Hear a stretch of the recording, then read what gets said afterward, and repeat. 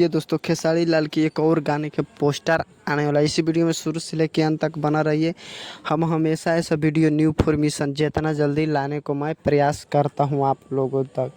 खेसारी लाल के गाना का पोस्टर आने वाला है, जिस गाना के नाम है इसी जो फैंस लोग डिमांड किए थे कि आकांक्षा पूरी के साथ में खेसारी लाल को गाना आना चाहिए, लेकिन खेसारी लाल के गाना ही आएगा। आकांक्षा पूरी के साथ में कोई रिलीज डेट नहीं दिया गया है कि कब आएगा, लेकिन खाली ऐसी पोस्टर बना के ऐसी आवाज़ में डाल दिए हैं कि खेसारी लाल के गाना आकांक्षा पूरी के सुपर हिट बवाल गाना आएगा। बड़ा लेवल के गाना 50 लाख के लेवल के गाना आएगा और भोजपुरी इंडस्ट्री में तहलका मचा के रख देगा। जब खेसारी लाल के कोई भी गाना आता है भोजपुरी इंडस्ट्री में, तो भोजपुरी इंडस्ट्री में तहलका तो मचबे करता है, लेकिन खेसारी लाल के ये गाना अलग लेवल के आकांक्षा पूरी के साथ में आएगा और भोजपुरी इंडस्ट्री में धमाका धमाल और बवाल भोजपुरी इंडस्ट्री में मचा के रख देगा। हम हमेशा ऐसा वीडियो न्यू फॉर्मेशन